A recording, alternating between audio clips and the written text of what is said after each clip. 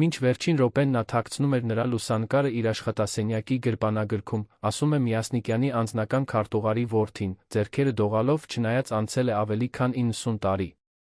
Ինչ գիտեր այս մարդը, ինչը մենք չգիտենք։ Ո՞վ էր այն կինը, ում հետ Հայաստանի առաջին խորհրդային առաջնորդը պահում էր նամակագրություն գաղտնի կոդերով։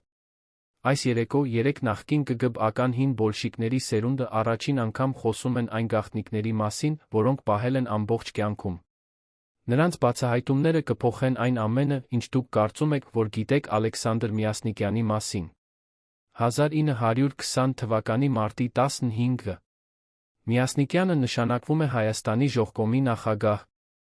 Նա 34 տարեկան է։ Ամբողջ Երանը խոսում է նրա մասին, որպես անվախ ղեկավարի, բարձրաստիճան բոլշիկի, Լենինի մերձավոր մարդու։ Բայց ոչ մի փաստաթուղթ չի հիշատակում նրա ընտանիքը։ Ոչ մի հրապարակային իրադարձություն, որտեղ երում է կինը կամ երեխաները։ Ոչ մի նկարագրություն բնակելի հարկերում, որտեղ կլինի կանացի ձեռքի հետքը։ Նրա ամենամոտ ընկերներից մեկը, Անդրանիկ Կարապետյանը, որը հետագայում աքսորվեց Սիբիր, գրել է իր հուշերում. Ալեքսանդրը խոսում էր բոլորի հետ հրապարակայնորեն, բայց միայն մենակ մնալիս նա հանում էր գրպանից փոքրիկ նամակ, կարդում էր այն բարձր ձայնով, կարծես խոսում էր անտեսանելի մարդու հետ։ Ո՞վ էր այդ անտեսանելի մարդը։ Ինչու Կարապետյանի հուշերը ծածկագրվեցին ԽՍՀՄ-ում մինչ 1991 թվականը։ Երբ Միասնիկյանը մահացավ ինքնաթիռի աղետից 1925 թվականի մարտի 22-ին, պաշտոնական օրագրերը գրեցին միայն մեկ տող. Կորուստը անփոխարինելի է կուսակցության համար։ Բայց ոչինչ, ոչ մի խոսք սկավոր ընտանիքի, մնացած կնոջ, որբացած երեխաների մասին։ Սովորական խորհրդային բարձրաստիճան պաշտոնյաների մահվան դեպքում պարտադիր էր նշել ընտանիքը։ Միասնիկյանի դեպքում լռություն։ Երանի գաղտնի ոստիկանության արխիվներում, որոնք բացվեցին 2001 թվականին, հայտնաբերվեց գործ 02114 կոդը կրող թղթապանակը։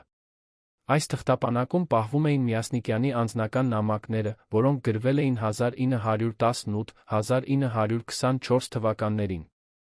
7 նամակ, ուղղված մեկ կնոջ, որի անունը շտկված է Սթանակով։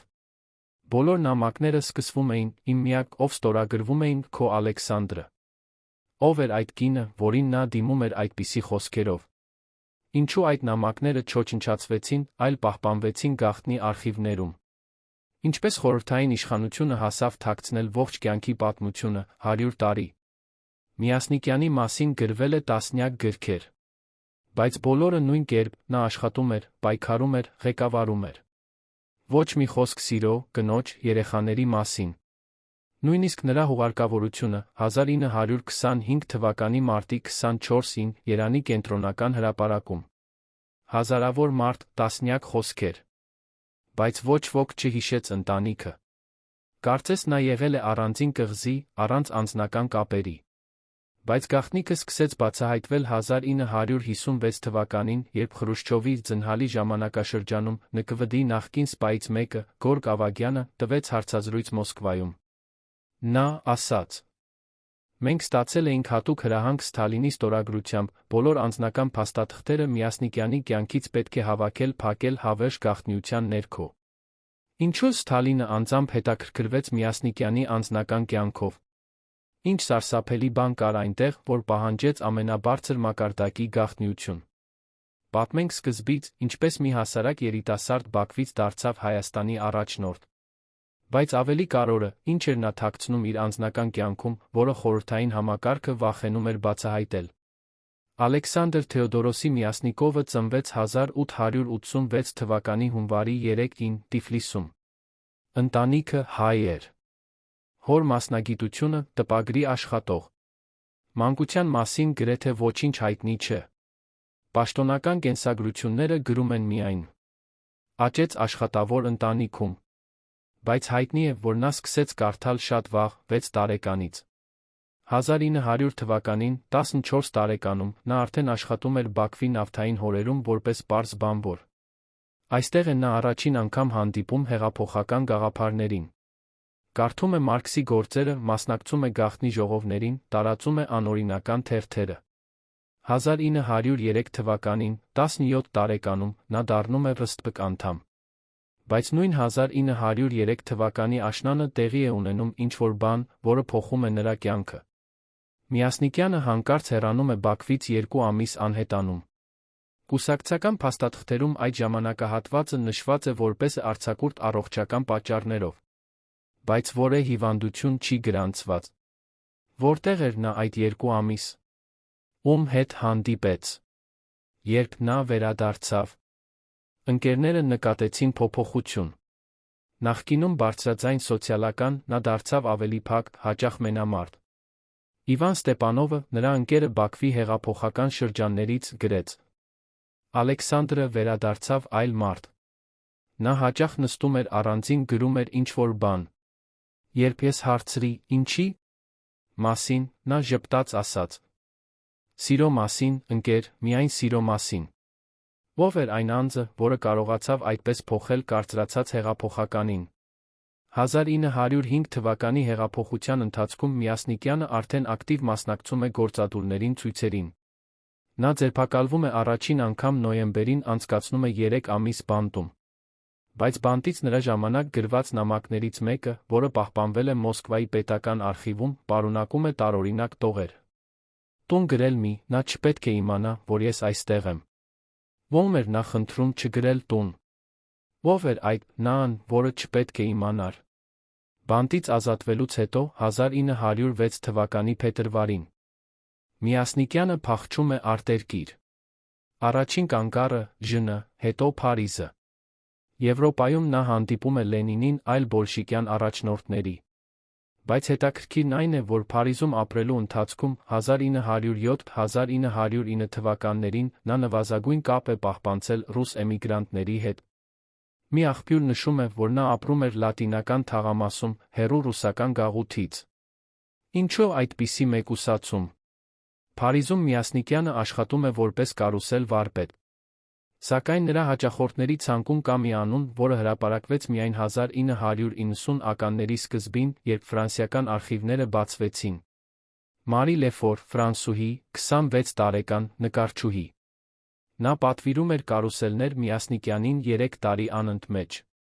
Պաշտոնապես, բիզնես կապեր։ Բայց ինչու մի հասարակ նկարչուհին պետք էր այդքան հաճախ կարուսելներ։ 1909 թվականի հուլիսին Միասնիկյանը հանկարծ լքում է Փարիզը։ Ոչ մի նախազգուշացում ընկերներին, ոչ մի բացատրություն։ Նա գնում է Վիեննա։ Հետո Կրակով։ Արտագաղթյալ ընկերները հարցեր են տալիս, բայց նա պատասխանում է կարճ. Անձնական պատճառներ։ Իսկ մի նույն ամսում Մարի Լեֆորը փակում է իր արվեստանոցը Փարիզում, նույնպես անհետանում։ Համապատասխանություն, թե փաստ։ Հաջորդ տարիներին Միասնիկյանը շարունակում է խուսափել անձնական հարցերից։ 1912 թվականին նա վերադառնում է Ռուսաստան, Պետերբուրգ։ Այստեղ նա աշխատում է կուսակցական թերթերի խմբագրության մեջ։ Բայց նույնիսկ ընկերները նկատում են, որ նա երբեք չի խոսում ընտանիքի կամ անձնական հարաբերությունների մասին։ Գրիգորի Զինովը, բոլշիկյան առաջնորդներից մեկը, իր հուշերում գրել է. Միասնիկյանը լավագույն սեղանակիցներից մեկն էր, բայց երբ խոսակցությունը դառնում էր անձնական, նա լուռ էր դառնում։ 1914 թվականին սկսվում է առաջին համաշխարհային պատերազմը։ Միասնիկյանը շարունակում է հեղափոխական գործունեությունը, բայց արդեն ավելի խորը գաղտնիության մեջ։ Նա հաճախ փոխում է բնակության վայրը։ Օգտագործում է տարբեր կեղծ անուններ։ Բայց մի հետաքրքիր դետալ։ Նրա բոլոր կեղծ անձնագրերում ընտանեկան դրությունը նշված է որպես ամուսնացած։ Ինչո՞վ։ Սա էր ծածկույթը, թե իրականությունը։ 1917 թվականի փետրվարյան հեղափոխությունից հետո Միասնիկյանը դառնում է հայտնի ֆիգուր բոլշիկյան շարժման մեջ։ Նա մասնակցում է հոկտեմբերյան հեղափոխությանը, աշխատում է Պետերբուրգում, Մոսկվայում։ Բայց նույնիսկ այդ շրջանում, երբ շատ առաջնորդներ բարձրաձայնում էին իրենց ընտանիքների անձնական հաջողությունների մասին, Միասնիկյանը մնում էր անթափանց։ Ինչու մի այդպիսի հաջող հայտնի մարդ խուսափում էր ամենահասարակ հարցից։ Ունեք իր կին, երեխաներ։ Պատասխանը հավանաբար թաքնված էր այն, ինչ կատարվեց 1918 թվականի գարնանը։ Միասնիկյանը ստանում է առաջադրանք գնալ Կովկաս կազմակերպել խորհրդային իշխանությունը Հայաստանում։ Նա մեկնում է ապրիլին։ Բայց նախքան մեկնելը։ Նա գրում է նամակ մոտ ընկերոջը Ստեփան Շահումյանին, եթե ինձ ինչ-որ բան պատահի, խնդրում եմ, պահիր այն, ինչ տվեցի քեզ։ Ոչ ոք չպետք է գտնի։ Ինչ էր տվել Շահումյանին։ Արդյոք այդ առարկան մինչ օրս գաղտնի է։ Կովկասում Միասնիկյանը դառնում է Բաքվի կոմունայի ղեկավարներից մեկը։ Այս ժամանակաշրջանը բաղկացած է ճակատամարտերից, քաղաքական ձեռնարկություններից, արյունահեղ բախումներից։ Բաքվի կոմունան գոյություն ունի միայն 1 տարի, մինչ 1918 թվականի հուլիս, երբ թուրք-գերմանական զորքերը գրավում են քաղաքը։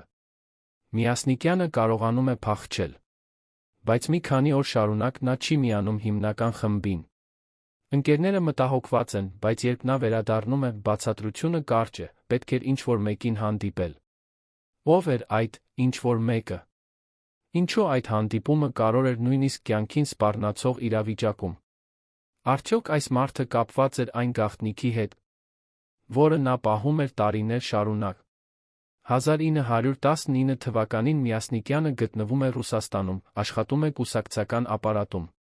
Բայց նույն տարվա նոյեմբերին նա ստանում է հատուկ առաջադրանք Լենինից, պետք է գնալ Հայաստան նախապատրաստել խորհրդականացման հիմքերը։ Սա իրականում նշանակում է ստեղծել ամբողջ գաղտնի ցանց, կազմակերպել ապստամբություն, պատրաստվել հեղաշրջման։ Միասնիկյանը ընդունում է առաջադրանքը։ 1920 թվականի հունվարին նա գաղտնի ճանապարհով մտնում է Հայաստան։ Այստեղից է սկսվում նրա առավել կարևոր փուլը։ Բայց հենց այստեղ է նա, որ նրա անձնական գաղտնիքը դառնում է պետական նշանակության խնդիր։ Ինչո՞վ։ Ինչ կատարվեց Հայաստանում, որ ստիպեց խորհրդային իշխանություններին թաքցնել նրա ամբողջ անձնական կյանքը։ Երբ Միասնիկյանը հասնում է Երան, նա ապրում է խիստ գաղտնի պայմաններում։ Դաշնակցական կառավարությունը որոնում է բոլշիկներին։ Սակայն Միասնիկյանը կարողանում է ստեղծել հզոր ցանց։ Նա հանդիպում է աշխատավորների, զինվորների, կուսակցականների հետ։ Կազմակերպում է գաղտնի ժողովներ, պլանավորում է ապագա գործողությունները։ Բայց մի փաստաթուղթ, որը հայտնաբերվեց 1990-ականների կեսերին Հայաստանի ազգային արխիվում, ցույց է տալիս ավելին։ Միասնիկյանի գաղտնի բնակության վայրերի ցանկում կա մի հասցե, որն ուշագրավ է։ Պուշկինի փողոց 17, 3-րդ հարկ։ Այս տունը պատկանում էր հայ արտրականի ընտանիքին, Արամ Թոսյանին։ Բայց հետաքրքիրն այն է, որ Թոսյանը ներգաղթյալ էր վերադարձել Հայաստան 1919 թվականին, Փարիզից։ Եվ նրա հետ ապրում էր քույրը, 30-ամյա Աննա։ Աննա Թոսյանը աշխատում էր որպես ուսուցչուհի Երանի կանանց դպրոցում։ Հայերեն, ֆրանսերեն, գրականություն։ Նրա մասին գրեթե ոչինչ հայտնի չէ պաշտոնական փաստաթղթերից։ Բայց երկու աղբյուր հիշատակում են, որ Աննան շատ հաճախ կունենալու էր հյուր, մի բարձրաձիգ տղամարդ կարմրավուն Բարակ մորուքով։ Միասնիկյանը հենց այդպիսի արտաքին ուներ։ Իսկ կարմրավուն Բարակ մորուքը կա բոլոր նրա նկարներում 1920 թվականից։ Արդյոք Աննա Թոսյանը միայն ապաստան էր տրամադրում հեղափոխականին, թե կար ավելին։ Պատասխանը հավանաբար թաքնված է այն նամակներում, որոնք հայտնաբերվեցին Գործ 0214 թղթապանակում։ 7 նամակ, գրված 1920-1924 թվականներին, ուղղված անանուն կնոջ։ Բայց գրաֆոլոգիական վերլուծությունը, որը կատարվեց 2010 թվականին, ցույց տվեց, որ նամակներից 3-ը գրված են ֆրանսերենով, իսկ 4-ը ռուսերենով։ Ով կարող էր ազատ կարդալ երկու լեզուներով։ Փարիզից վերադարձող ուսուցչուհին կարող էր լինել։ Նամակներից մեկում, որը գրված է 1920 թվականի մայիսին, հենց խորհրդային իշխանության հաստատումից մի քանի օր հետո, Միասնիկյանը գրում է. «Իմ միակ, այժմ ես ազատ եմ խոսել, բայց մինույն ժամանակ ավելի կապանքի մեջ, քան երբևէ։ Այն, ինչ մենք ունեինք, այժմ պետք է մնա միայն մեր միջ։ Համակարգը չի ներելու մեր իրականությունը»։ Ինչ իրականություն էր խոսքը։ Ինչու համակարգը, որին ինքը ղեկավարում էր, չէր ներելու նրա անձնական կյանքը։ Միասնիկյանը դառնում է Հայաստանի ժողկոմի նախագահ 1920 թվականի դեկտեմբերի 2-ին։ Նա տեղափոխվում է պաշտոնական բնակարան։ Սակայն նրա աշխատանքային ժամանակացույցը ցույց է տալիս մի տարօրինակություն։ Յուրաքանչյուր երեքշաբթի երեկո նա ունենում է անձնական ժամ իր օրագրում։ Ոչ մի հանդիպում, ոչ մի այցելություն։ Անձնական քարտուղարը Հակոբ Մուրադյանը ստացել է հատուկ հրահանգ չդիմել Միասնիկյանին այդ ժամերին։ Ուր էր գնում նա։ Ում հետ հանդիպում։ Միասնիկյանի պաշտոնական քարտուղարի որդին, նրան ում մեջբերումը սկսեցինք այս պատմությունը, պատմում է, հայրս ասում էր, որ յուրաքանչյուր երեքշաբթի Միասնիկյանը հեռանում էր մեքենայով առանց վարորդի։ Ինքը վարում էր։ Վերադառնում էր 3 ժամ հետո։ Մեկ անգամ հայրս տեսավ, որ Միասնիկյանի ձեռքին էր փոքրիկ ծաղկի փունջ։ Գվարդիաներ հարցրեցին, որտեղից։ Միասնիկյանը ժպտաց ասաց, կախված չէ ձեզնից։ Ում համար էին այդ ծաղիկները։ Արդյոք Աննա Թոսյանը դեռ կապված էր նրա հետ։ 1921 թվականը դժվար տարի էր Հայաստանի համար։ Տնտեսական ճգնաժամ, սովածություն, Թուրքիայի հետ կոնֆլիկտ Կարսի ախալքալաքի շուրջ։ Միասնիկյանը ղեկավարում էր բոլոր ուղղություններով։ Նա գրում էր զեկույցներ Մոսկվա, կազմակերպում էր ռազմական օպերացիաներ, հանդիպում էր օտարերկրյա դեսպանների հետ։ Բայց մի անգամ, փետրվարի 12-ին, նա չհայտնվեց Կարոր նիստում Կենտկոմի մեջ։ 2 ժամ անհետացում։ Երբ վերադարձավ, ասաց միայն անձնական անհետաձգելի գործ։ Կենտկոմի քարտուղարությունը ուշագրավությամբ արձանագրեց այս դեպքը։ Սովորաբար նման բան չէր տեղի ունենում։ Բայց ավելի ուշագրավ է այն, որ նույն օրը, փետրվարի 12-ին, Աննա Թոսյանը չհայտնվեց աշխատանքում դպրոցում։ Նրա ավագ քույրը, Մարիամը, բացատրեց, որ քույրս վատ է զգում։ Համապատասխանություն, թե ապացույց։ Միասնիկյանի առողջական վիճակը վատանում էր։ Նա ունենում էր սիրտ-անոթային խնդիրներ, որոնք սրվել էին 1921 թվականի աշնանը։ Բժիշկները խորհուրդ էին տվել հանգիստ, բայց նա շարունակում էր աշխատել 16-18 ժամ օրական։ Նոյեմբերի 3-ին նա ստանում է հրահանգ Մոսկվայից, մասնակցել կոնֆերանսի, բայց նախապես անցնել բուժական զննում Թիֆլիսում։ Երբ Միասնիկյանը մեկնում է Թիֆլիս, նրա հետ գնում են միայն անձնական քարտուղարը 2 պահակ։ Բայց մի վկա, որը աշխատում էր երկաթուղային կայարանում, հիշում է, Միասնիկյանին ուղեկցում էր նա մի կին, մոտավորապես 30 տարեկան, հայուհի, կրում էր մուգ արտասանելի թաշկինակ։ Նրանք չխոսեցին միմյանց հետ հանրային տեղում, բայց գնացքում նստեցին մի գույքի մեջ։ Ո՞վ էր այդ կինը։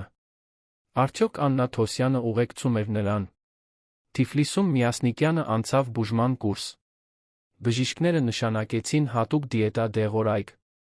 Բայց նա մնաց միայն 2 շաբաթ անմիջապես վերադարձավ Երան։ Չեմ կարող ավելի երկար հեռու մնալ, գրեց նա Մոսկվա ուղարկված հեռագրում։ Բայց հեռու ինչից։ Աշխատանքից, թե մարդուց, ով սպասում էր նրան Երանում։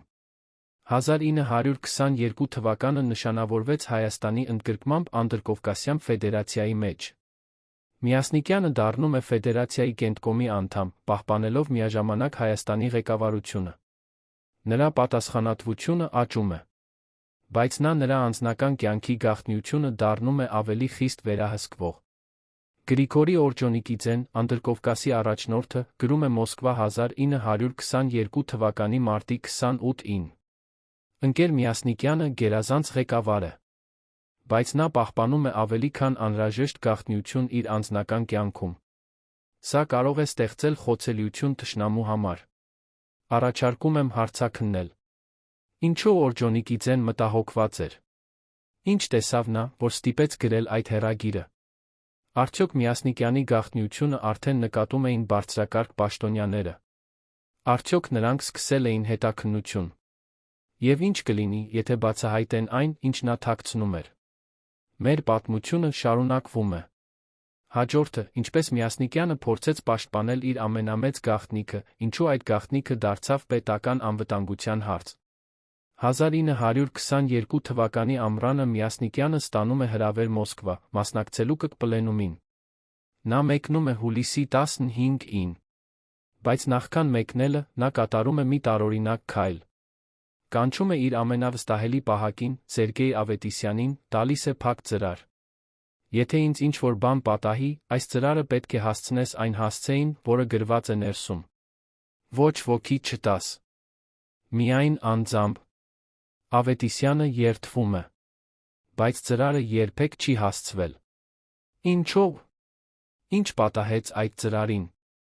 Մոսկվայում Միասնիկյանը մնում է 3 շաբաթ։ Պլենումը, հանդիպումներ, զեկույցներ։ Բայց նա մի անսպասելի իրադարձություն։ Հուլիսի 28-ին երեկոյան ժամը 9-ին Միասնիկյանը լքում է հյուրանոցը առանց պահակների։ Նա վերադառնում է միայն կեսգիշերին։ Պահակները զեկուցում են այս դեպքը ԳՊՈՒ-ին։ Երբ Միասնիկյանին հարցնում են, նա պատասխանում է՝ հին ընկերոջ հետ էի։ Բայց ո՞վ էր այդ հին ընկերը։ Ինչու գաղտնի հանդիպում։ ԳՊՈՒ-ի արխիվներում, որոնք մասնակիորեն բացվեցին 2000 ականներին, կա մի զեկույց այդ դեպքի մասին։ Զեկույցում նշված է, ընկեր Միասնիկյանը այցելել է Արբաթի շրջան, տուն 45, բնակարան 12։ Այս բնակարանը պատկանում է Մարիա Լեբեդային, 38 տարեկան, նախկին ֆրանսիական քաղաքացի, ներկայումս խորհրդային անձնագիր։ Մարիա Լեբեդա։ Արդյոք սա նույն Մարի Լեֆորն էր Փարիզից, որը փոխել էր անունը։ Արդյոք Միասնիկյանը պահպանել էր կապը նրա հետ 13 տարի հետո։ Բայց ավելի ցնցող է հաջորդ փաստաթուղթը։ ԳՊՈՒ-ի գործակալը, որը հետում էր Միասնիկյանին, զեկուցում է, ժամը 23:15-ին Միասնիկյանը դուրս եկավ բնակարանից։ Նրա հետ դուրս եկավ Լեբեդան։ Նրանք գրկախառնվեցին դռան մոտ։ Միասնիկյանը համբուրեց նրան։ Եթե սա ճիշտ է, ապա Միասնիկյանը ոչ միայն ուներ անձնական կապ, այլ պահպանում էր այն տարիներ շարունակ։ Բայց ինչու այս կինը ապրում էր Մոսկվայում, իսկ ոչ Երանում։ Արդյոք Միասնիկյանը պահում էր նրան հեռու, որպեսզի պաշտպանի։ Երբ Միասնիկյանը վերադառնում է Երան օգոստոսի սկզբին, նա անմիջապես կանչում է Սերգեյ Ավետիսյանին։ Ծրարը, հարցնում է նա։ Ավետիսյանը պատասխանում է, ամեն ինչ անվտանգ է, ընկեր Միասնիկյան։ Բայց 2 օր հետո, օգոստոսի 7-ին, Ավետիսյանը ձերբակալվում է ԳՊՈՒ-ի կողմից։ Մեղադրանքը՝ կասկածելի կապեր դաշնակցականների հետ։ Սա ակնհայտ կեղծ մեղադրանք էր։ Ավետիսյանը ազատվում է միայն 2 ամիս հետո, բայց ծրարը չի վերադարձվում։ Ո՞վ էր ուզում այդ ծրարը։ Ինչ էր դրա մեջ։ Միասնիկյանը փորձում է բողոքել, բայց նրան ասում են, որ ծրարը կորել է հետաքննության ընթացքում։ Նա հասկանում է, որ ինչ-որ մեկը նպատակաուղղված կերպով հետում է նրան։ Նա դառնում է ավելի զգույշ։ Երեքշաբթի երեկոները դադարում են։ Անձնական ժամերը հանվում են օրագրից։ Կարծես նա փորձում է անհետանալ։ Բայց 1923 թվականի հունվարին տեղի է ունենում ինչ-որ բան, որը ստիպում է Միասնիկյանին կրկին ռիսկի դիմել։ Հունվարի 18-ին նա ստանում է հեռագիր Մոսկվայից։ Հեռագրի բովանդակությունը գաղտնի է, բայց նույն օրը Միասնիկյանը կանչում է իր քարտուղարին ասում. «Պատրաստիր մեքենա։ Գնում եմ Թիֆլիս։ Առանց պահակների»։ Քարտուղարը զարմանում է, բայց չի հարցնում։ Միասնիկյանը մեկնում է նույն երեկոյան։ Թիֆլիսում Միասնիկյանը մնում է 3 օր։ Պաշտոնական հանդիպումներ չկան։ Նա չի կանգնում պետական հյուրանոցում։ Ո՞ւր էր նա։ Ում հետ հանդիպեց։ Պատասխանը գտնվեց միայն 1995 թվականին, երբ Վրաստանի արխիվներում հայտնաբերվեց մի փաստաթուղթ։ Հունվարի 19-ին, 1923 թվականին, Թիֆլիսի քաղաքային հիվանդանոցում գրանցվեց մի կին, Աննա Թոսյան, 33 տարեկան, հայուհի։ Ախտորոշումը՝ բարդ ծննդաբերություն։ Եվ նույն օրը հիվանդանոց այցելեց մի բարձրաստիճան պաշտոնյա, որի անունը չի նշվում, բայց նկարագրությունը համընկնում է Միասնիկյանի հետ։ Արդյոք Աննա Թոսյանը ծնեց երեխա։ Արդյոք Միասնիկյանը հայրն էր։ Եթե այո, ապա ինչու այս ամենը պահվեց գաղտնի։ Ինչու Աննան ծննդաբերեց Թիֆլիսում, իսկ ոչ Երանում։ Արդյոք Միասնիկյանը փորձում էր թաքցնել երեխային։ Հիվանդանոցի գրանցամատյանում նշված է, որ Աննա Թոսյանը ծնեց տղա։ Բայց երեխայի անունը չի գրանցված։ Եվ ավելի տարօրինակ, 3 օր հետո, հունվարի 22-ին, Աննան երեխան լքում են հիվանդանոցը։ Դուրս գրելու ժամանակ ներկա է եղել նույն բարձրաստիճան պաշտոնյան։ Նա վճարել է բոլոր ծախսերը կանխիկ։ Հետո նրանք անհետացել են։ Միասնիկյանը վերադառնում է Երան հունվարի 23-ին։ Նա տեսվում է հոգնած, սթրեսի տակ։ Բայց աշխատանքը շարունակվում է։ Նա չի խոսում ոչ ոքի հետ այն մասին, թե որտեղ էր։ Պաշտոնական տարբերակը՝ բուժում Թիֆլիսում։ Բայց բժիշկները հերքում են, որ նա այցելել է նրանց։ Փետրվարի 5-ին Միասնիկյանը ստանում է նամակ։ Նամակը առաքված է Թիֆլիսից, բայց առաքողի անունը չկա։ Միասնիկյանը կարդում է նամակը իր աշխատասենյակում մենակ։ Քարտուղարը նկատում է, որ Միասնիկյանի աչքերը լցված են արցունքներով։ Հետո Միասնիկյանը այրում է նամակը իր աշխատասենյակի բուխարում։ Ինչ էր գրված այդ նամակում։ Ինչ լուր ստացավ նա, որ այդպես ազդեց նրա վրա։ Մարտի 10-ին Միասնիկյանը կրկին մեկնում է Թիֆլիս։ Այս անգամ պաշտոնական պատճառով անդրկովկասյան կենտկոմի նիստ։ Բայց նիստը տում է միայն 1 օր։ Միասնիկյանը մնում է Թիֆլիսում 2 օր։ Նա չի պատասխանում հեռագրերին Երանից։ Երբ վերադառնում է, բացատրությունը կարճ է, անձնական գործեր։ Բայց ԳՊՈՒ-ի գործակալները արդեն լիովին հետում են նրան։ Մի զեկույց, որը գտնվեց 2003 թվականին, նշում է, ընկեր Միասնիկյանը այցելել է Վերափողոց 8, բնակարան 3։ Այս բնակարանը վարձակալված է Աննա Թոսյանի անունով։ Միասնիկյանը մնաց ներսում 2 ժամ։ Երբ դուրս եկավ, նրա դեմքը լուրջ էր։ Արդյոք Աննան երեխան ապրում էին այնտեղ։ Արդյոք Միասնիկյանը փորձում էր պահպանել կապը նրանց հետ։ Ապրիլին Միասնիկյանը ստանում է հրահանգ Մոսկվայից, ներկայացնել մանրամասն զեկույց Հայաստանի տնտեսական վիճակի մասին։ Նա սկսում է աշխատել զեկույցի վրա։ Բայց միաժամանակ նա կազմակերպում է գաղտնի հանդիպում Օրջոնիկիձեի հետ։ Հանդիպումը տեղի է ունենում ապրիլի 28-ին Թիֆլիսում։ Ներկա են միայն երկուսը։ Ինչ քննարկեցին նրանք։ Օրջոնիկիձեի անձնական օրագրում, որը հրապարակվեց 1990-ականներին, կա մի գրառում այդ օրվա համար։ Միասնիկյանը խնդրեց անձնական օգնություն։ Նա ունի իրավիճակ, որը կարող է վնասել նրա քաղաքական կարիերային։ Խոստացա օգնել, բայց պայմանով, որ նա կլինի ավելի զգույշ։ Ինչ իրավիճակ էր խոսքը։ Արդյոք Օրջոնիկիձեն գիտեր Աննայի երեխայի մասին։ Մայիսին Միասնիկյանը դառնում է ավելի փակ։ Նա հրաժարվում է մասնակցել սոցիալական միջոցառումներին։ Աշխատում է միայն աշխատասենյակում։ Քարտուղարը նկատում է, որ Միասնիկյանը հաճախ նայում է մի փոքրիկ լուսանկարի, որը պահում է գրպանագրքում։ Բայց երբ քարտուղարը փորձում է տեսնել լուսանկարը, Միասնիկյանը անմիջապես փակում է գրքույկը։ Ո՞վ էր այդ լուսանկարում։ Հունիսի 15-ին Միասնիկյանը ստանում է նամակ Մոսկվայից։ Նամակը ստորագրված է Ֆելիքս Ձերժինսկու կողմից, ԳՊՈՒ-ի ղեկավար։ Նամակի բովանդակությունը գաղտնի է, բայց Միասնիկյանի ռեակցիան ակնհայտ է։ Նա անմիջապես կանչում է իր ամենամոտ օգնականներին, տալիս է հրահանգներ, ոչնչացնել բոլոր անձնական փաստաթղթերը, որոնք չեն վերաբերում աշխատանքին։ Ինչո՞ւ այս հանկարծակի հրահանգը։ Ինչ էր գրված Ձերժինսկու նամակում։ Հուլիսին Միասնիկյանը կրկին մեկնում է Մոսկվա։ Այս անգամ նա մնում է ամբողջ ամիսը։ Պաշտոնական պատճառը՝ ԿԿՊԼ-ում հանդիպումներ կենտկոմի անդամների հետ։ Բայց իրականում Միասնիկյանը անցնում է ԳՊՈՒ-ի հարցաքննություն։ Հարցաքննության արձանագրությունները, որոնք մասնակիորեն պահպանվել են, ցույց են տալիս, որ հարցերը վերաբերում էին նրա անձնական կապերին։ Ունեք ընտանիք։ Ապրում է ինչ-որ մեկը ձեր հաշվին։ Ունեք երեխաներ։ Միասնիկյանի պատասխանները կարճ են։ Ոչ։ Ոչ։ Ոչ։ Բայց հարցաքննողները չեն հավատում։ Նրանք ներկայացնում են ապացույցներ, զեկույցներ Թիֆլիսից, վկաների ցուցմունքներ, հիվանդանոցի գրանցամատյան։ Միասնիկյանը լռում է։ Հետո նա ասում է միայն մեկ նախադասություն. Իմ անձնական կյանքը չի վերաբերում կուսակցությանը։ Բայց ԳՊՈՒ-ի համար ամեն ինչ վերաբերում է կուսակցությանը։ Նրանք պահանջում են, որ Միասնիկյանը մաքրի իր անձնական կյանքը։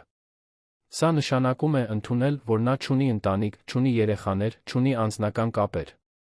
Կամ էլ պաշտոնապես ամուսնանալ, ներկայացնել կինը երեխային կուսակցությանը։ Բայց Միասնիկյանը հրաժարվում է երկուսից էլ։ Ինչո՞վ։ Օգոստոսի 5-ին Միասնիկյանը վերադառնում է Երան։ Նա տեսվում է խորը դեպրեսիայի մեջ։ Բժիշկները նշանակում են հանգստի ռեժիմ։ Բայց նա շարունակում է աշխատել։ Օգոստոսի 20-ին նա գրում է նամակ Լենինին։ Նամակում նա խնդրում է անձնական խնդրի լուծման օգնություն։ Բայց Լենինը արդեն հիվանդ է, չի կարող պատասխանել։ Սեպտեմբերին Միասնիկյանը ստանում է վերջնական հրահանգ Մոսկվայից։ Հրահանգը պարզ է՝ կտրել բոլոր անձնական կապերը, որոնք չեն համապատասխանում կուսակցական էթիկային։ Սա նշանակում է, Աննան երեխան պետք է անհետանան նրա կյանքից։ Միասնիկյանը ընդունում է հրահանգը։ Բայց ինչ գնով։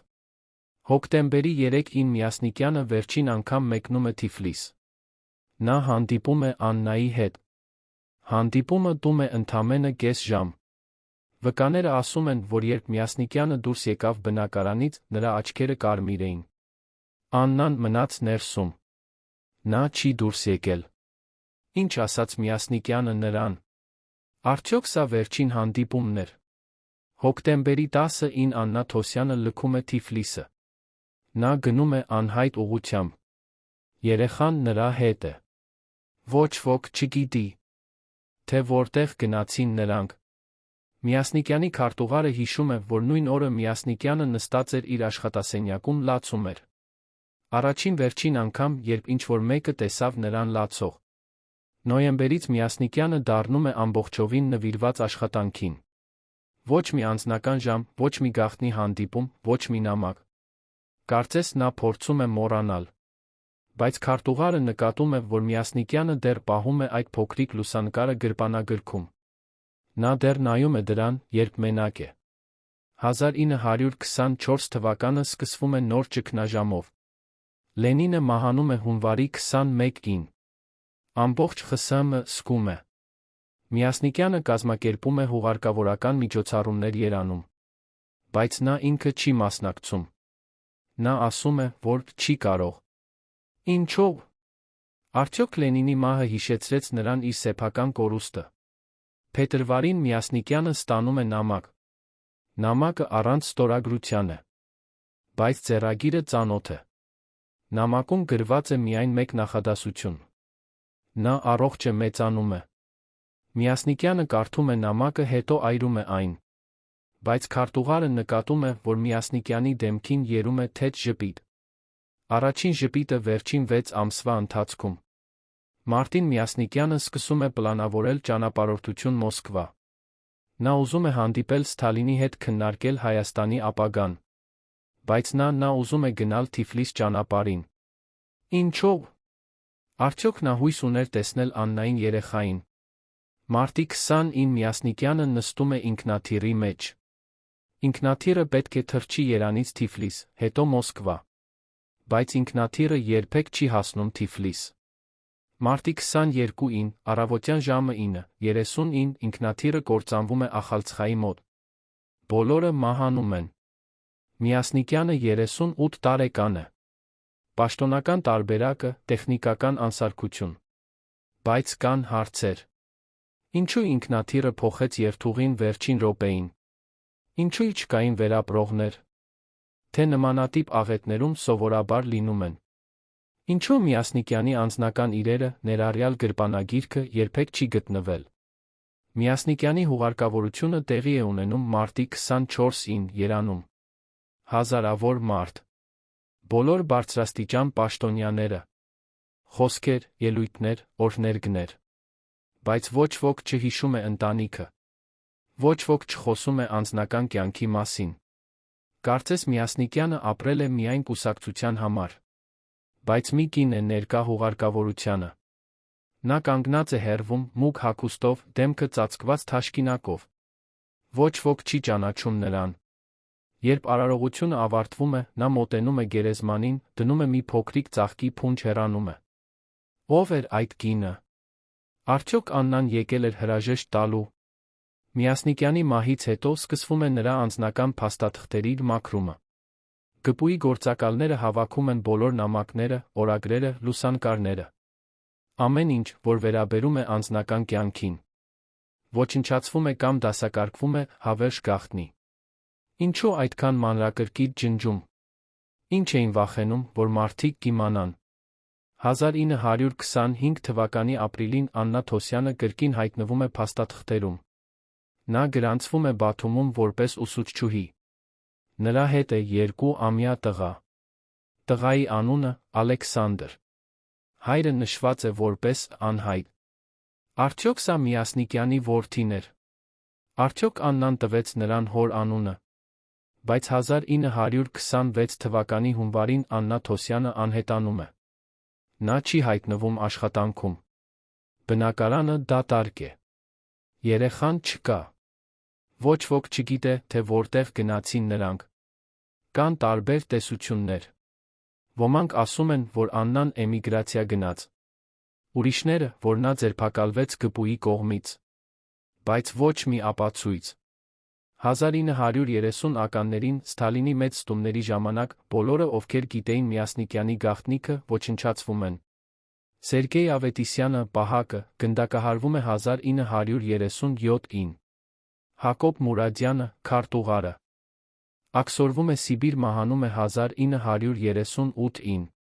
Գրիգորի Օրջոնիկիձեն, որը գիտեր ճշմարտությունը, ինքնասպանություն է գործում 1937-ին։ Բոլորը, ովքեր կարող էին խոսել, լռեցվում են։ Արխիվները փակվում են։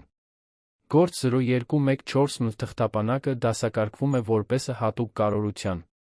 Միասնիկյանի կենսագրությունները վերագրվում են, հանվում է ամեն ինչ, որ վերաբերում է անձնական կյանքին։ Պաշտոնական պատմությունը դառնում է միակ պատմությունը։ Եվ այդ պատմության մեջ Միասնիկյանը մենակ մարդ է, առանց ընտանիքի, առանց սիրո, առանց երեխաների։ Բայց ճշմարտությունը չի կարող հավերժ թաքնված մնալ։ 1991 թվականին ԽՍՀՄ-ի փլուզումից հետո արխիվները սկսում են բացվել։ Առաջին փաստաթղթերը հայտնվում են 1995-ին։ Հետո ավելին։ Յուրաքանչյուր նոր փաստաթուղթ բացահայտում է մի նոր մասնիկ գաղտնիքի։ 2001 թվականին հայտնաբերվում է Գործ 0214 մ թղթապանակը։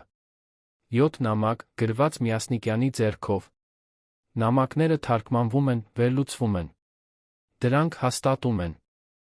որ Միասնիկյանը ուներ խորը անձնական կապ մի կնոջ հետ։ Բայց կնոջ անունը դեռ անհայտ է։ 2010 թվականին Վրաստանի արխիվներում գտնվում է Թիֆլիսի հիվանդանոցի գրանցամատյանը։ Աննա Թոսյանի անունը, ծննդաբերությունը, տղա երեխան։ Սա առաջին անգամ է, երբ կոնկրետ անուն է հայտնվում։ 2015 թվականին ֆրանսիական արխիվներում հայտնաբերվում է Մարի Լեֆորի գործը։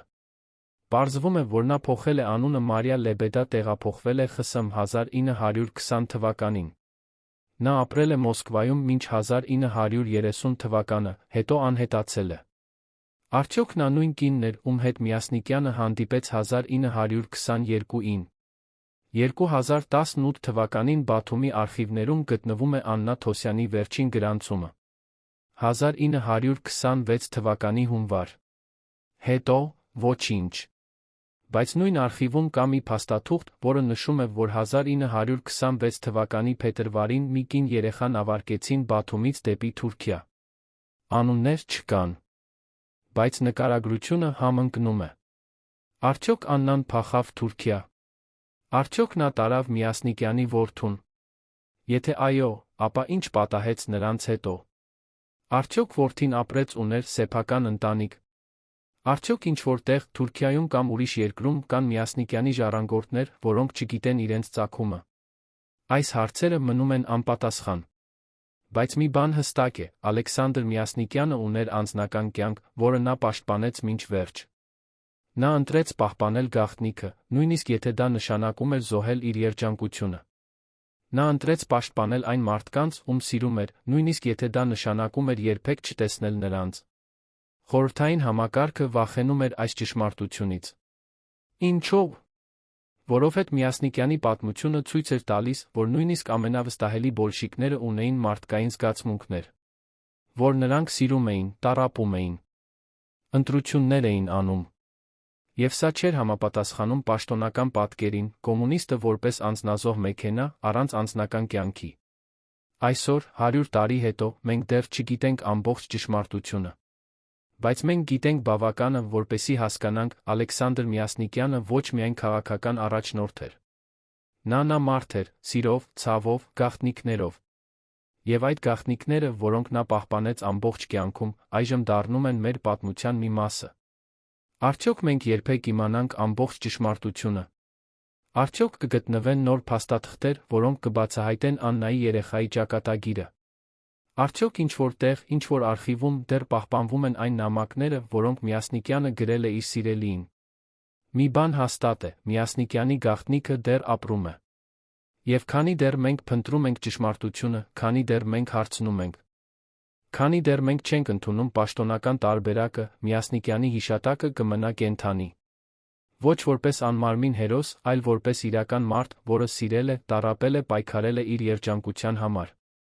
Եվ գուցե, մի օր, մենք կգտնենք վերջին պատասխանները։ Գուցե մի օր, Աննայի Ալեքսանդրի պատմությունը կասվի ամբողջությամբ։ Մինչ այդ, մենք կարող ենք միայն հարգել այն ընտրությունը, որը Միասնիկյանը կատարեց, պաշտպանել իր սիրելիներին, նույնիսկ գնով իր սեփական երջանկության։ Դուք կարծո՞ւմ եք, որ Միասնիկյանը ճիշտ ընտրություն արեց, թաքցնելով իր ընտանիքը։ Թե նա պետք է պայքարեր համակարգի դեմ, պաշտպաներ իր իրավունքը ունենալ անձնական կյանք։ Գրեք ձեր կարծիքը մեկնաբանություններում։ Բայց պատմությունը չի ավարտվում Միասնիկյանի մահով։ Գաղտնիքը շարունակում է ապրել։ Եվ ավելի ցնցող է այն, ինչ տեղի ունեցավ հաջորդ տասնամյակներում։ 1927 թվականին, 2 տարի Միասնիկյանի մահից հետո, Թուրքիայի Իստանբուլում հայտնվում է մի կին, Աննա Թադոսյան։ Նույն ազգանունը, բայց փոքր ինչ փոխված։ Նա գրանցվում է որպես ֆրանսերեն ուսուցչուհի հայկական դպրոցում։ Նրա հետ է 4-ամյա տղա, Ալեքսանդր։ Տեղական հայ համայնքը ընդունում է նրանց, բայց ոչ ոք չի հարցնում, որտեղից են եկել։ Իստանբուլի հայկական եկեղեցու արխիվներում, որոնք ուսումնասիրվեցին 2019 թվականին, հայտնաբերվեց մի գրառում։ 1928 թվականի սեպտեմբեր, Աննա Թադոսյանը խնդրեց մկրտել իր որդուն։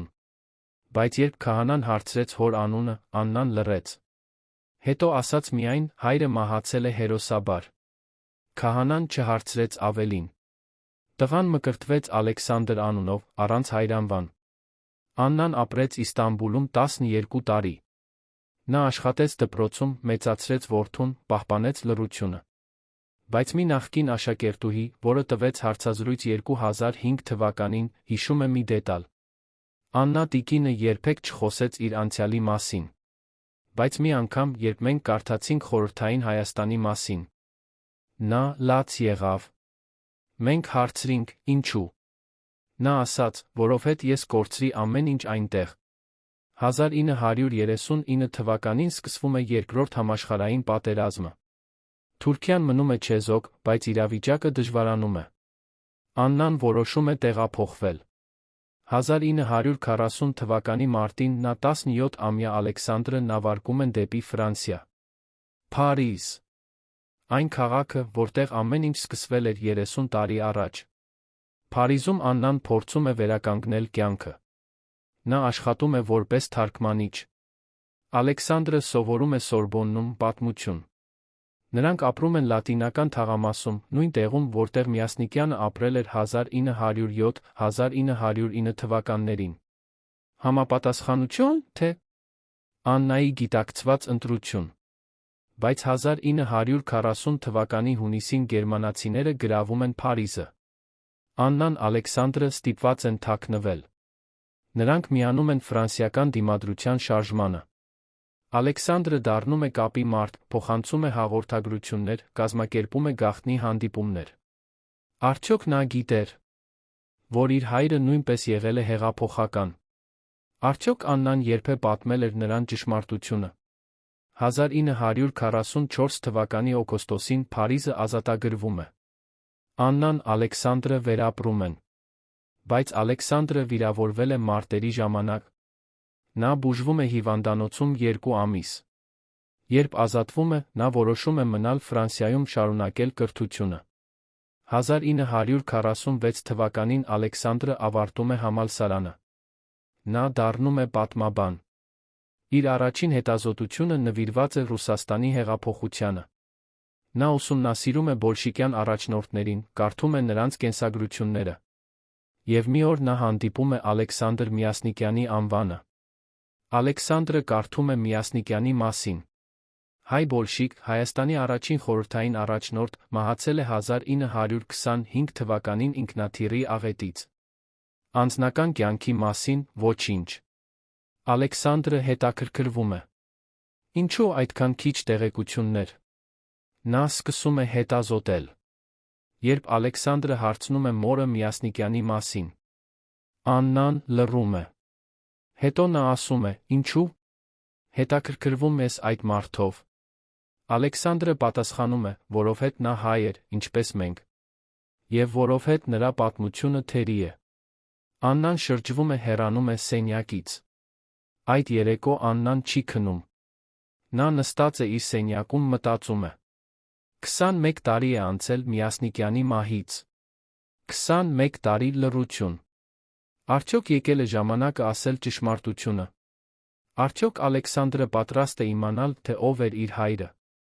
Հաջորդ առավոտ Աննան կանչում է Ալեքսանդրին։ Նա տալիս է նրան մի հին փայտե տուփ։ Բացիր այն, երբ ես մեռնեմ, ասում է նա։ Ալեքսանդրը չի հասկանում, բայց ընդունում է տուփը։ Աննան ավելացնում է. այնտեղ է ամեն ինչ, ինչ դու պետք է իմանաս։ Բայց Աննան չի մեռնում դեռ։ Նա ապրում է 15 տարի։ 1961 թվականին նա մահանում է Փարիզում, 72 տարեկան հասակում։ Ալեքսանդրը, արդեն 38 տարեկան, բացում է տուփը։ Ներսում նա գտնում է նամակներ, լուսանկարներ, փաստաթղթեր և մի ձեռագիր, Աննայի հուշերը։ Հուշերում Աննան պատմում է ամեն ինչ։ Ինչպես հանդիպեց Միասնիկյանին 1920 թվականին Երանում։ Ինչպես սիրահարվեցին։ Ինչպես Միասնիկյանը ստիպված էր թաքցնել նրանց հարաբերությունները։ Ինչպես ծնվեց Ալեքսանդրը։ Ինչպես Միասնիկյանը եկավ վերջին անգամ ասաց, որ նրանք պետք է բաժանվեն։ Ինչպես նա տվեց Աննային փող կեղծ փաստաթղթեր փախչելու համար։ Եվ ինչպես նա խոստացավ, որ մի օր կվերադառնա։ Բայց նա երբեք չվերադարձավ։ 2 ամիս հետո Աննան լսեց Միասնիկյանի մահվան մասին։ Նա ուզում էր վերադառնալ Հայաստան, բայց վախենում էր։ Վախենում էր, որ կձերբակալվի, որ կվերցնեն երեխային։ Այդ պատճառով նա փախավ Թուրքիա, հետո Ֆրանսիա։ Եվ պահպանեց գաղտնիքը 36 տարի։ Ալեքսանդրը կարդում է հուշերը, լացում է։ Նա հասկանում է, որ ամբողջ կյանքը ապրել է չգիտենալով իր իսկական ծագումը։ Որ նրա հայրը եղել է հայտնի պատմական դեմք։ Որ նա ժառանգորդն է մի մարդու, որը փոխեց Հայաստանի պատմությունը։ Բայց Ալեքսանդրը նա հասկանում է, թե ինչու մայրը պահպանեց գաղտնիքը։ Խորհրդային ռեժիմը երբեք չէր ներելու Միասնիկյանի ապօրինի ընտանիքը։ Աննան, Ալեքսանդրը կդառնային թիրախ։ Կձերբակալվեին, կաքսորվեին, կոչնչացվեին։ Աննան փրկեց իր որդուն, պահպանելով լռությունը։ Ալեքսանդրը որոշում է շարունակել մոր գործը։ Նա չի հրապարակում հուշերը։ Չի պատմում ոչ ոքի։ Պահպանում է գաղտնիքը։ Բայց նա սկսում է հավաքել ավելի շատ տեղեկություններ Միասնիկյանի մասին։ Ճանապարհորդում է Մոսկվա, Թիֆլիս, փորձում է մուտք գործել արխիվներ։ Բայց խորհրդային իշխանությունները մերժում են նրան։ 1970-ականներին Ալեքսանդրը դառնում է հայտնի պատմաբան Ֆրանսիայում։ Նա գրում է գրքեր Ռուսաստանի հեղափոխության մասին, բայց երբեք չի հիշատակում Միասնիկյանին։ Նա ամուսնանում է, ունենում է 2 երեխա, դուստր որդի։ Բայց նա երբեք չի պատմում նրանց իրենց իսկական ծագումը։ 1985 թվականին Ալեքսանդրը մահանում է Փարիզում։ 62 տարեկան հասակում։ Նրա երեխաները գտնում են փայտե տուփը նրա անձնական իրերի մեջ։ Ներսում Աննայի հուշերը, Միասնիկյանի նամակները, լուսանկարները։ Եվ մի նոր ձեռագիր, Ալեքսանդրի սեփական հետազոտությունը Միասնիկյանի մասին։ Ալեքսանդրի դուստրը Մարին որոշում է հրապարակել այս նյութերը։ Բայց դա 1985 թվականն է։ ԽՍՀՄ դեռ գոյություն ունի։ Հրապարակումը կարող է վտանգավոր լինել։ Մարին սպասում է։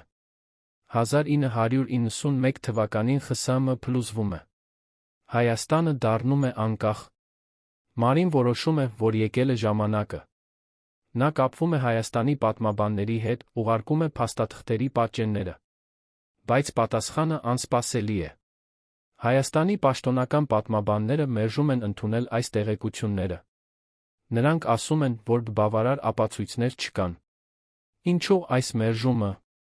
Արդյոք նույնիսկ անկախ Հայաստանը վախենում է բացահայտել Միասնիկյանի գաղտնիքը։ Արդյոք կան դեռ ուժեր, որոնք ուզում են պահպանել պաշտոնական պատմությունը։ Մարին չի հանձնվում։ 1995 թվականին նա հրապարակում է մի հոդված ֆրանսիական պատմական ամսագրում։ Հոդվածը պատմում է Աննայի Միասնիկյանի պատմությունը։ Ներառում է փաստաթղթերի լուսանկարները, նամակների հատվածները։ Հոդվածը առաջացնում է սենսացիա։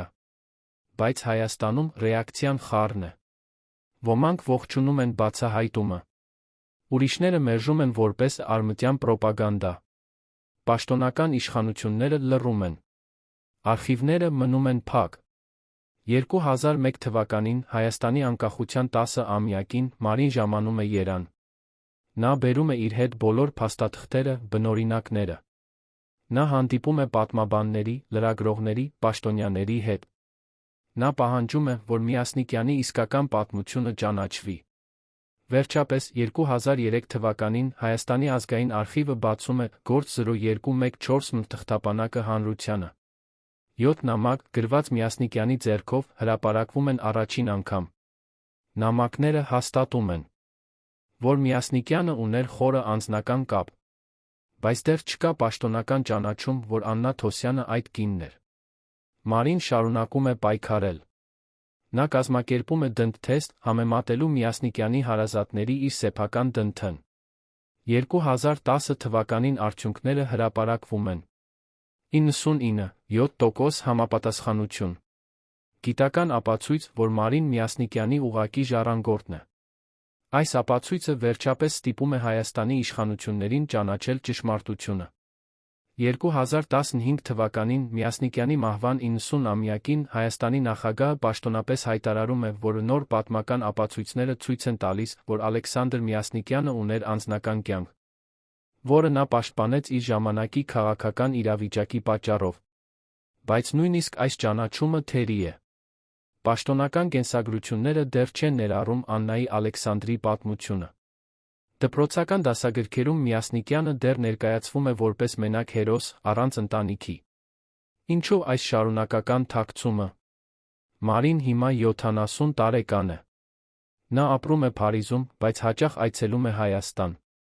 Նա շարունակում է պայքարել, որպեսզի նրա պապի իսկական պատմությունը ճանաչվի ամբողջությամբ։ Նա ուզում է, որ Աննայի անունը հիշատակվի որպես Միասնիկյանի կին, որ Ալեքսանդրի անունը ճանաչվի որպես Միասնիկյանի որդի, որ նրանց պատմությունը դառնա Հայաստանի պատմության մի մասը։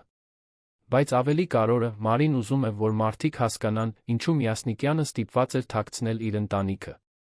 Նա ուզում է, որ մարդիկ տեսնեն, թե ինչպիսի համակարգ էր խորհրդային ռեժիմը, համակարգ, որը չէր ներում անձնական երջանկությունը, որը պահանջում էր ամբողջական նվիրվածություն կուսակցությանը, որը ոչնչացնում էր ամեն ինչ, որ չէր համապատասխանում պաշտոնական գաղափարախոսությանը։ Այսօր, 2025 թվականին, Միասնիկյանի պատմությունը դեռ շարունակվում է։ Մարինը հրապարակել է գիրք «Գաղտնի սերը» Ալեքսանդր Միասնիկյանի անպատմված պատմությունը։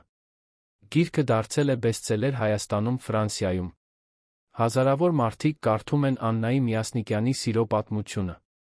Հազարավոր մարդիկ իմանում են ճշմարտությունը։ Բայց դեռ կան հարցեր։ Արդյոք Միասնիկյանի ինքնաթիռի աղետը իսկապես պատահական էր։ Արդյոք ինչ-որ մեկը գիտեր նրա գաղտնիքի մասին, ուզում էր լռեցնել նրան։ Արդյոք այն ծրարը, որը Միասնիկյանը տվեց Սերգեյ Ավետիսյանին,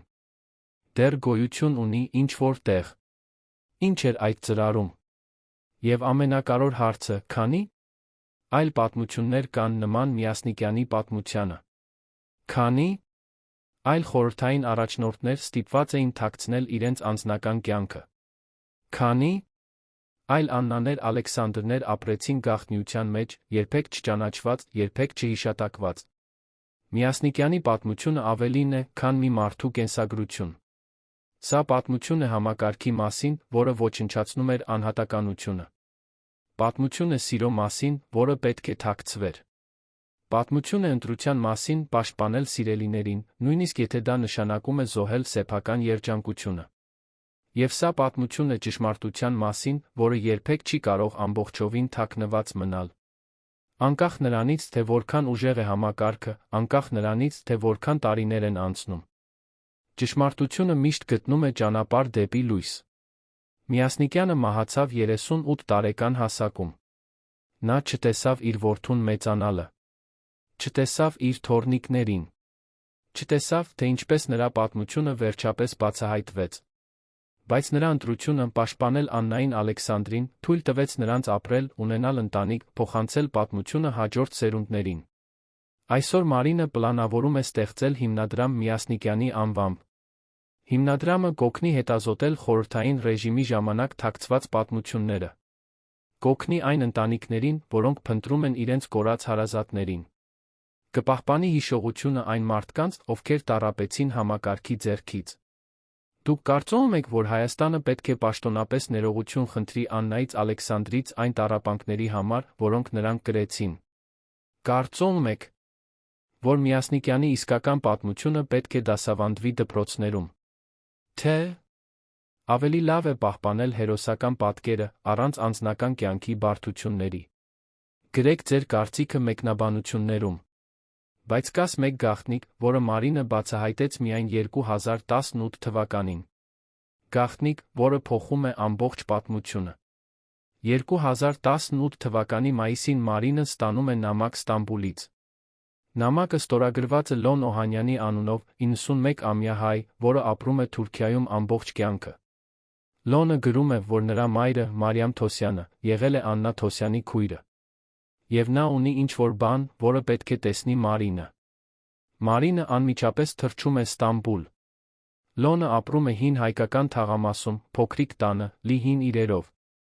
Երբ Մարինը մտնում է, Լոնը տալիս է նրան մի հին կաշվե պայուսակ։ Մայրս տվեց ինձ սա իր մահվան անկողնում, 1987 թվականին, ասում է Լոնը։ Նա ասաց, երբ Աննայի ընտանիքը գտնես, տուր սա նրանց։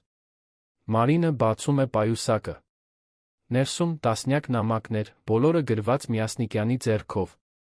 Բայց այս նամակները տարբեր են գործ 0214 ՄԻ նամակներից։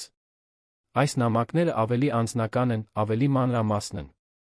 Եվ ամենակարևորը, դրանք գրված են 1920-1925 թվականներին, ամբողջ այն ժամանակահատվածում, երբ Միասնիկյանը ղեկավարում էր Հայաստանը։ Մի նամակում, գրված 1921 թվականի հունվարին, Միասնիկյանը գրում է. «Իմ սիրելի Աննա, այսօր ես տեսա մեր որդուն առաջին անգամ։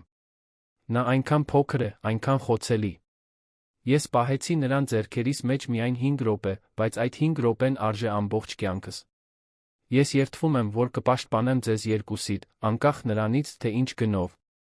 Մեկ այլ նամակում, գրված 1922 թվականի սեպտեմբերին, Միասնիկյանը գրում է. «Օրջոնիկիձեն գիտե մեր մասին։ Նա խոստացավ օգնել, բայց միայն եթե մենք լինենք զգույշ։ Նա ասաց, որ Մոսկվան սկսում է կասկածել։ Գպուն հետում է ինձ։ Մենք պետք է ավելի քիչ հանդիպենք։ Բայց իմացիր, ես միշտ քեզ հետ եմ, նույնիսկ երբ հեռու եմ»։ Եվ վերջին նամակը, գրված 1925 թվականի փետրվարին, ընդամենը 1 ամիս առաջ Միասնիկյանի մահից։ Իմ սիրելի Աննա, ես գիտեմ, որ դու վախենում ես։ Ես էլ եմ վախենում։ Բայց մենք պետք է ուժեղ լինենք մեր որդու համար։ Եթե ինձ ինչ-որ բան պատահի, դու գիտես ինչ անել։ Փողը փաստաթղթերը պահված են այնտեղ, որտեղ ասացի։ Վերցրու մեր որդուն գնա հեռու։ Ապրիր երջանիկ կյանք։ Եվ երբ նա մեծանա, պատմիր նրան իր հոր մասին։ Ոչ որպես քաղաքական առաջնորդի, այլ որպես մարդու, որը սիրեց իր ընտանիքը ավելի, քան ցանկացած գաղափարախոսություն։ Մարինը կարդում է այս նամակները, լացում է։ Սրանք վերջին խոսքերն են պապի, ուղված իր տատիկին։ Սրանք ապացույցն են, որ Միասնիկյանը գիտեր, որ վտանգի մեջ է, որ նա նախազգուշացրել էր Աննային, որ նա պատրաստել էր ամեն ինչ նրանց փրկության համար։ Բայց կաս մեկ փաստաթուղթ պայուսակում։ Փոքրիկ թղթի կտոր, գրված Միասնիկյանի ձեռքով, բայց այլ ոճով, շտապ, դողդոջուն։ Թղթի վերում գրված է ամսաթիվը, 1925 թվականի մարտի 21, 1 օր առաջ ինքնաթիռի աղետից։ Տեքստը կարճ է, Աննա, եթե դու կարդում ես սա, նշանակում է, ես այլս չկամ։ Իմացիր, ինքնաթիռի աղետը ոչ պատահական է։ Նրանք գիտեն մեր մասին։ Նրանք ուզում են ինձ լռեցնել։ Բայց նրանք երբեք չպետք է գտնեն քեզ մեր որդուն։ Փախիր։ Փախիր հիմա։ Եվ երբեք մի վերադարձիր։ Այս փաստաթուղթը փոխում է ամեն ինչ։ Միասնիկյանը գիտեր, որ նրան սպանելու են։ Նա գիտեր, որ ինքնաթիռի աղետը պլանավորված է։ Բայց նա չկարողացավ խուսափել։ Ինչո՞վ։ Արդյոք նա փորձեց զգուշացնել իշխանություններին, բայց ոչ ոք չհավատաց։ Արդյոք նա գիտեր, որ փախուստը անօգուտ է։ Մարինը ցույց է տալիս այս փաստաթուղթը Լոնին։ Ձեր մայրը գիտեր այս մասին։ Հարցնում է նա։ Լոնը գլուխ է թոնում։ Մայրս ասում էր, որ Աննան ստացավ այդ նամակը մարտի 22-ին երեկոյան։ Մի անծանոթ մարդ բերեց այն նրանց տուն Թիֆլիսում։ Երբ Աննան կարդաց, նա անմիջապես հավաքեց իրերը փախավ։ Նույն գիշերը։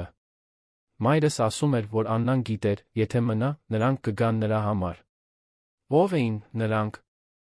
Ո՞վ ուզում էր սպանել Միասնիկյանին։ Եվ ինչո՞վ։ Արդյոք դա կապված էր նրա անձնական կյանքի հետ։ Արդյոք ինչ-որ մեկը վախենում էր, որ Միասնիկյանի ապօրինի ընտանիքը կվարկաբեկի խորհրդային համակարգը։ Մարինը վերադառնում է Փարիզ այս նոր փաստաթղթերով։ Նա անմիջապես կապվում է պատմաբանների, հետաքննողների, լրագրողների հետ։ Նրանք սկսում են վերլուծել Միասնիկյանի մահվան հանգամանքները։ Եվ նրանք գտնում են տարօրինակություններ։ Առաջին տարօրինակությունը ինքնաթիռի երթուղին։ Պաշտոնական տարբերակը ասում է, որ ինքնաթիռը թռչում էր Երանից Թիֆլիս։ Բայց ինքնաթիռի բեկորները գտնվեցին Ախալցխայի մոտ, որը շեղում է ուղղակի երթուղուց։ Ինչու ինքնաթիռը փոխեց ուղղությունը։ Երկրորդ տարօրինակությունը եղանակային պայմանները։ Մարտի 22-ը 1925 թվականին եղանակը հանգիստ էր։ Ոչ մի փոթորիկ, ոչ մի ուժեղ քամի։ Բայց պաշտոնական զեկույցը նշում է անբարեն պաստ եղանակային պայմաններ որպես աղետի պատճառ։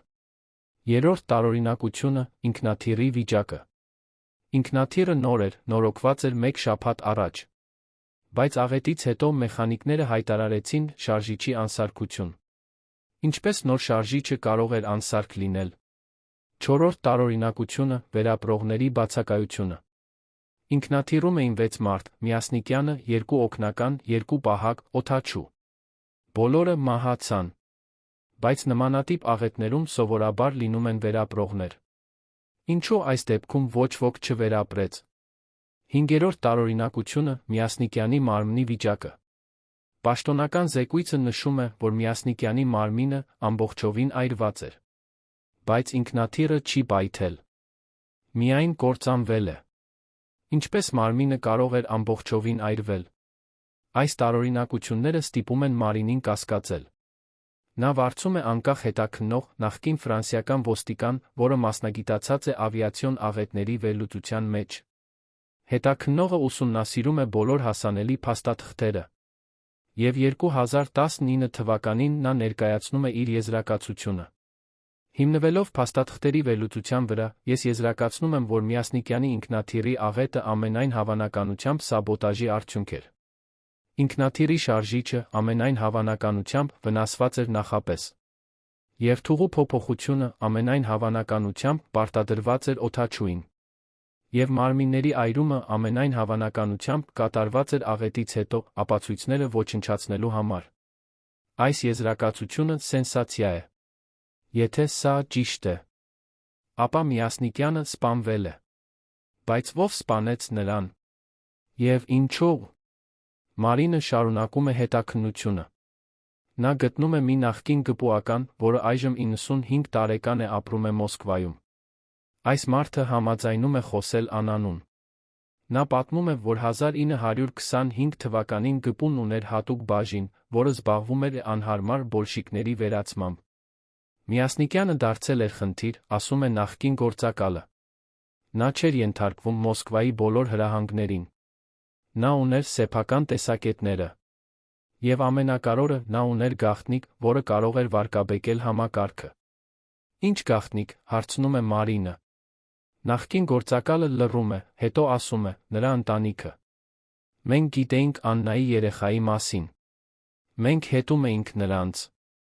Եվ մենք գիտեինք, որ եթե այս տեղեկությունը հրապարակվի, այն կցույց տա, որ նույնիսկ բարձրաստիճան բոլշիկները խախտում են կուսակցական կանոնները։ Սա անթույլատրելի էր։ Այսինքն, դուք սպանեցիք նրան։ Հարցնում է Մարինը։ Նախկին գործակալը ժպտում է տխուր ժպիտով։ Ես անձամբ, ոչ։ Բայց համակարգը, այո։ Մենք ստացել էինք հրահանգ լուծել Միասնիկյանի խնդիրը։ Ինքնաթիռի աղետը ամենահարմար ճանապարհն էր։ Ոչ ոք չէր կասկածի։ Այս խոստովանությունը վերջնական ապացույցն է։ Միասնիկյանը սպանվել է խորհրդային համակարգի կողմից, որովհետև նա ուներ անձնական կյանք։ Որովհետև նա սիրում էր։ Որովհետև նա ընտրել էր մարդկային զգացմունքները քաղաքական կարիերայից բարձր։ Մարինը հրապարակում է այս տեղեկությունները 2020 թվականին։ Նա կազմակերպում է մամուլի ասուլիս երանում, որտեղ ներկայացնում է բոլոր ապացույցները, նամակները, փաստաթղթերը, հետաքննողի եզրակացությունը, նախկին գործակալի խոստովանությունը։ Ասուլիսը հեռարձակվում է ուղիղ եթերով։ Միլիոնավոր մարդիկ դիտում են։ Ռեակցիան ակնթարթային է։ Հայաստանի հասարակությունը ցնցված է։ Մարդիկ բողոքում են, պահանջում են պաշտոնական հետաքննություն։ Պահանջում են, որ Միասնիկյանի անունը մաքրվի։ Պահանջում են, որ Աննայի Ալեքսանդրի անունները ճանաչվեն։ Հայաստանի կառավարությունը ստիպված է արձագանքել։ 2021 թվականին Միասնիկյանի մահվան 96-ամյակին Հայաստանի վարչապետը պաշտոնապես հայտարարում է. Ալեքսանդր Միասնիկյանը ոչ միայն մեծ քաղաքական առաջնորդ էր, այլ քաջ մարդ, որը պաշտպանեց իր ընտանիքը մինչ վերջ։ Նրա մահը ոչ թե պատահական աղետ էր, այլ քաղաքական սպանություն։ Մենք ներողություն ենք խնդրում Աննա Թոսյանից, Ալեքսանդր Միասնիկովից, նրանց բոլոր ժառանգորդներից այն տառապանքների համար, որոնք նրանք կրեցին։ Սա պատմական պահ է։ Առաջին անգամ խորհրդային ռեժիմի հետորդ պետությունը պաշտոնապես ճանաչում է, որ համակարգը սպանել է սեփական առաջնորդներից մեկին։ Առաջին անգամ Աննայի Ալեքսանդրի անունները պաշտոնապես ճանաչվում են։ Բայց Մարինը չի կանգնում այստեղ։ Նա ուզում է ավելին։ Նա պահանջում է, որ Միասնիկյանի կենսագրությունը վերագրվի դասագրքերում, որ Աննայի Ալեքսանդրի պատմությունը դասավանդվի դպրոցներում, որ երեխաները իմանան ճշմարտությունը։ 2022 թվականին Հայաստանի կրթության նախարարությունը հաստատում է նոր դասագիրք «Հայաստանի պատմություն 20 դար»։ Այս դասագրքում առաջին անգամ ներառված է Միասնիկյանի ամբողջական պատմությունը, ներառյալ Աննան, Ալեքսանդրը, սպանությունը։ Հազարավոր երեխաներ այժմ սովորում են ճշմարտությունը։ Մարինը նա հիմնում է Աննա Ալեքսանդր Միասնիկյան հիմնադրամը։ Հիմնադրամը տրամադրում է կրթաթոշակներ հայ ուսանողներին, ովքեր ուսումնասիրում են պատմությունը։ Հիմնադրամը նա ֆինանսավորում է հետազոտություններ խորհրդային ռեժիմի ժամանակ թաքցված պատմությունների մասին։ 2023 թվականին Երանում բացվում է Ալեքսանդր Միասնիկյանի հուշահամալիր։ Համալիրում ցուցադրվում են Միասնիկյանի անձնական իրերը, նամակները, լուսանկարները։ Կա նա հատուկ սենյակ, նվիրված Աննային Ալեքսանդրին։ Այստեղ այցելուները կարող են տեսնել նրանց պատմությունը, կարդալ նամակները, հասկանալ նրանց տառապանքները։ Հուշահամալիրի բացման օրը Մարինը ելույթ է ունենում։ Նա ասում է. այսօր մենք ոչ միայն հիշում ենք Ալեքսանդր Միասնիկյանին որպես քաղաքական առաջնորդի։ Մենք հիշում ենք նրան որպես հայր, որպես ամուսին, որպես մարդ։ Մենք հիշում ենք Աննա Թոսյանին որպես մայր, որը պաշտպանեց իր որդուն։ Մենք հիշում ենք Ալեքսանդր Միասնիկովին որպես որդի, որը ապրեց առանց իր հոր ճանաչելու։ Եվ մենք երդվում ենք, որ նրանց պատմությունը երբեք չի մոռացվի։ Այսօր, 100 տարի Միասնիկյանի մահից հետո, նրա պատմությունը վերջապես ամբողջական է։ Մենք գիտենք, թե ով էր նա իրականում։ Մենք գիտենք, թե ում սիրեց նա։ Մենք գիտենք, թե ինչու սպանվեց նա։ Եվ մենք գիտենք, որ նրա ընտրությունը պաշտպանել իր ընտանիքը փրկեց նրանց։ Աննան ապրեց 72 տարի։ Նա տեսավ իր որդուն մեծանալը, ամուսնանալը, ունենալ երեխաներ։ Նա մահացավ գիտենալով, որ նրա զոհողությունը չէր ընդունակ։ Ալեքսանդրը ապրեց 62 տարի։ Նա դարձավ հայտնի պատմաբան, գրեց տասնյակ գրքեր, ուներ 2 երեխա։ Նա մահացավ գիտենալով, թե ով էր իր հայրը, հպարտանալով դրանով։ Մարինը այժմ 75 տարեկան է։ Նա շարունակում է պայքարել իր պապի հիշատակի համար։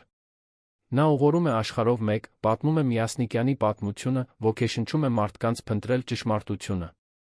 Եվ ճշմարտությունը այն է, որ Ալեքսանդր Միասնիկյանը ոչ միայն հերոս էր։ Նա մարդ էր, սիրով, ընտանիքով, երազանքներով։ Համակարգը փորձեց ջնջել այս մարդկային կողմը։ Բայց ճշմարտությունը հաղթեց։ Եվ այսօր մենք հիշում ենք Միասնիկյանին ոչ թե որպես անմարմին հերոս, այլ որպես իրական մարդ, որը կատարեց դժվար ընտրություններ, տառապեց, սիրեց, վերջապես զոհվեց իր սիրելիների համար։ Դուք կարծում եք, որ Միասնիկյանի պատմությունը պետք է ոգեշնչի մեզ վերագնահատել այն մարդկանց, ովքեր ապրեցին խորհրդային ռեժիմի ներքո։ Քանի՞ այլ պատմություններ կան, որոնք դեռ թաքնված են։ Քանի՞ այլ ընտանիքներ տառապեցին համակարգի ձեռքից։ Եվ ինչ պարտականություն ունենք մենք, որպես հետագա սերունդ, բացահայտել այդ ճշմարտությունները։ Գրեք ձեր կարծիքը մեկնաբանություններում։